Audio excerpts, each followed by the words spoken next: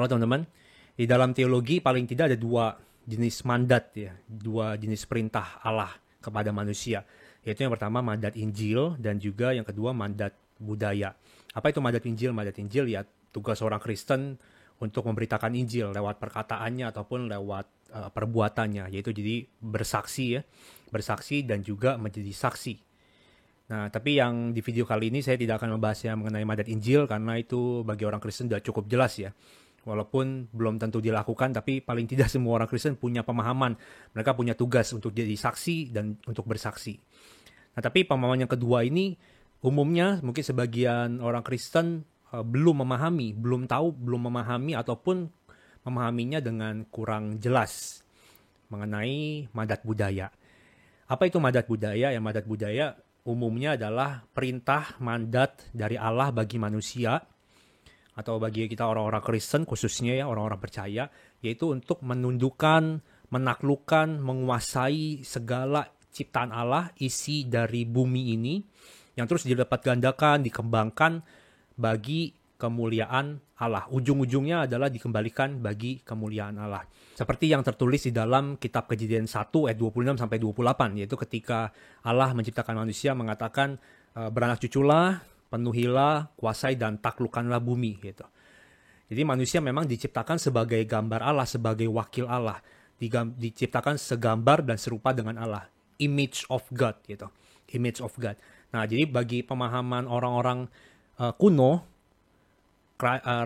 seorang raja itu akan menaruh patung-patung ya, seperti patung-patung atau image-image di berbagai daerah, di berbagai tempat di dalam kerajaannya. Supaya apa? Supaya ketika orang itu melihat image itu atau patung tersebut, patung raja tersebut, mereka tahu siapa penguasa di daerah tersebut. Nah, sama seperti kita. Jadi kita ini adalah image of God gitu. Jadi kita ini adalah patung atau wakil Allah, sehingga segala makhluk hidup yang melihat kita mengetahui siapa yang sebenarnya jadi raja di daerah ini, di wilayah ini atau di bumi ini. Jadi kita sebagai orang Kristen adalah orang-orang yang menyandang ya, yang menjadi wakil Allah di bumi ini. Dan kita punya tugas untuk mandat budaya tersebut. Nah, kalau kita bawa sekarang ke zaman kita ya apapun, berarti segala apapun yang menjadi ciptaan Tuhan, segala apapun bidang ilmu yang ada itu sekarang kita pakai untuk kemuliaan nama Tuhan.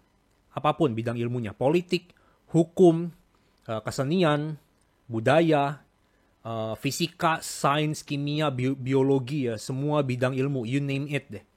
Semua bidang ilmu kita harus pakai, kita harus kembangkan, orang Kristen harus terjun ke dalamnya sehingga membawa perubahan itu untuk kemuliaan Allah dan juga kemajuan masyarakat. Itulah tugas orang Kristen ya di dalam mandat budaya. Oke, poin yang pertama, seperti biasa saya memberikan dasar, landasan atau prinsip ya supaya kita sama-sama bisa mengertinya lebih mudah ya untuk di poin-poin yang berikutnya.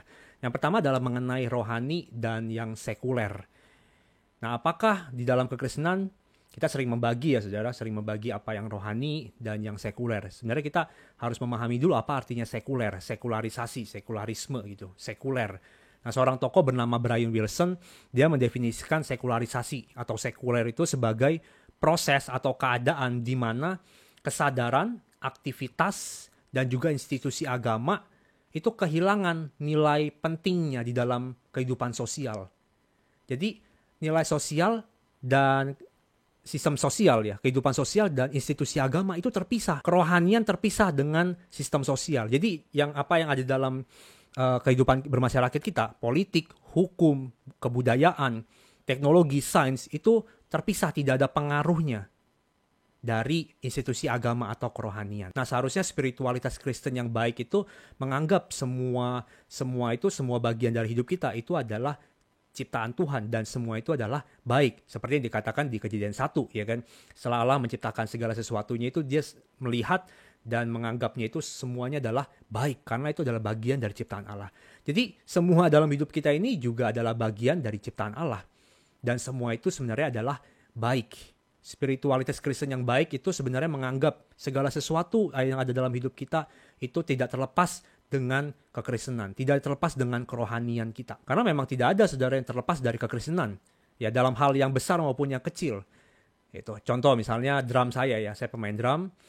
Drum saya apakah terlepas dari kekristenan? Apakah terlepas dari Allah? Gitar saya apakah terlepas dari kekristenan? Jawabannya tidak, saudara. Karena gitar saya itu dibuat dari kayu yang sumbernya adalah pohon. Dan pohon adalah ciptaan Tuhan, betul ya? Pohon adalah ciptaan Tuhan yang baik.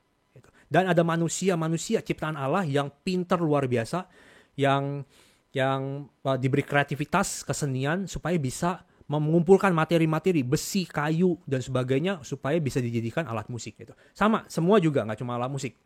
Teknologi kita, sains, semuanya, mikrofon saya, headphone saya apakah terlepas dari kekristenan?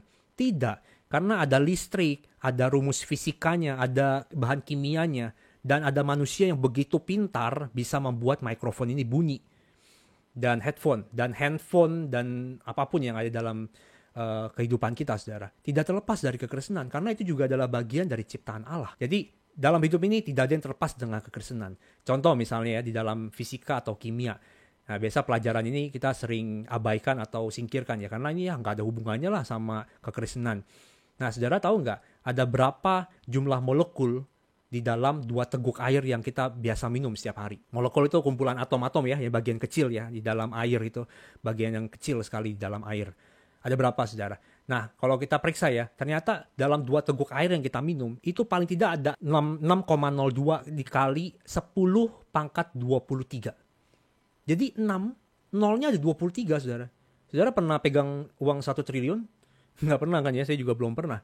1 triliun ada berapa nolnya? Ada 12. Ini 2 kali lipat, saudara. Dan Ravi Zacharias itu mengatakan kalau molekul sebanyak itu diubah ke kertas HVS nih, saudara, misalnya kertas HVS nih ya, dan ditumpuk dari bumi, itu nyampenya bisa sampai matahari. Atau mungkin bisa balik lagi, saking banyaknya, saudara. Dan ajaibnya apa? Tuhan mampu memasukkan molekul sebanyak itu hanya ke dalam 2 teguk air, saudara. Wow. Makanya sekarang kita udah nyanyi how great ya, memuji Tuhan, menyembah Tuhan tuh gak boleh sembarangan lagi ya. Bilang kau besar itu gak boleh sembarangan lagi. Karena memang luar biasanya Tuhan. Luar biasa sekali Tuhan. Itu baru satu, saudara, mengenai air ya. Belum yang lain. Belum tubuh kita, sel darah kita, otak kita. Itu menyimpan kebesaran Tuhan yang luar biasa sekali. Dan kita patut kagum. Contoh lagi misalnya. Apa hubungannya menaati lampu merah dengan kekristenan, saudara? Emang ada hubungannya? Ya ada, saudara. Ketika kita tidak menaati lampu merah ya. Bisa kita lihat ya. Kalau di perempatan atau pertigaan ada lampu merah. Udah lampu merah nggak berhenti. Kadang-kadang di tengah jalan pingin nabrak ya kan dengan pengendara yang sudah lampunya hijau gitu. Nah itu kan membahayakan orang lain, saudara. Padahal di Matius 22 ayat 37 sampai 39 kita diperintahkan untuk mengasihi Allah dan mengasihi sesama. Ini kita malah membahayakan diri orang lain dan juga diri kita. Jadi bagian-bagian terkecil dalam hidup kita pun tidak ada yang terlepas dari kekristenan. Nah, yang kedua poinnya adalah mengapa kita sebagai orang Kristen menganggap semuanya itu rohani gitu. Karena tentu saja kalau kita memisahkan rohani dan sekuler, artinya kita membatasi seperti ini. Berarti kalau di gereja ya, kita biasa menganggap itu kan ya. Kalau rohani itu hari Minggu aja ya kan pas kita ke gereja. Jadi Senin sampai Sabtu ya, itu nggak ada kegiatan rohaninya, tidak ada hubungannya dengan gereja gitu. Nah, pemikiran seperti itu, saudara, itu berarti membatasi bahwa di dalam gereja tidak ada yang duniawi. Dan di dalam yang sekuler, yang kita anggap sekuler, di dalam pekerjaan kita atau apapun sehari-hari kita, ketika kita nyuci piring, ketika kita bekerja dalam kantor, apapun pekerjaan kita, tidak bisa ada yang rohani. Kan seperti itu ya, pemisahan itu. Jadi di gereja tidak ada yang duniawi dan di pekerjaan kita tidak ada yang rohani. Tentu itu pemikiran yang kurang tepat, saudara. Bahwa di gereja juga kita tahu ada hamba-hamba Tuhan, pelayan-pelayan Tuhan yang sangat bisa jatuh ya dalam perselingkuhan. Itu mulai dari mimbar gereja, dari pelayan-pelayan Tuhan gitu. Para pemusik atau pengkhotbah yang ingin tenar, ingin dapat uang gitu, ingin kaya, ingin famous gitu. Itu kan juga adalah satu bentuk keduniawian ya. Materialisme juga ada di dalam gereja. Jadi tentu saja di gereja kita anggap hari Minggu itu kita anggap semua rohani, dan di luar gereja itu tidak ada yang rohani atau sekuler. Tentu itu pemikiran yang kurang tepat. Betul ya? Nah, jadi kita sebagai orang Kristen, kita menganggap sebenarnya segala sesuatu juga adalah bagian dalam kekristenan kita. Tidak ada yang terpisah dari institusi agama atau kerohanian kita.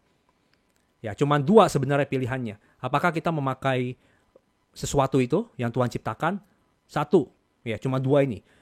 Satu, untuk menyenangkan Tuhan, untuk memuliakan Tuhan dan memberkati sesama, atau kita memakainya untuk melawan Tuhan dan menghancurkan sesama. Cuma dua itu sebenarnya. Jadi tidak ada yang terlepas dari spiritualitas kekristenan. Hanya kamu pakai hal tersebut yang netral itu, barang-barang apapun ya, ciptaan Tuhan, untuk menyenangkan Tuhan dan membangun sesama, atau untuk melawan Tuhan dan menghancurkan sesama. Hanya dua itu. Jadi itu artinya berpengaruh dan juga berhubungan dengan spiritualitas Kristen, kerohanian kita. Nah, itu semoga memberikan pengertian bagi kita ya, untuk mengerti mengenai mandat budaya, bahwa segala sesuatu juga adalah bagian dari ciptaan Allah. Dan kita harus pakai untuk memuliakan Tuhan dan juga membangun masyarakat, membangun sesama, menjadi berkat buat mereka. Oke, Tuhan berkati.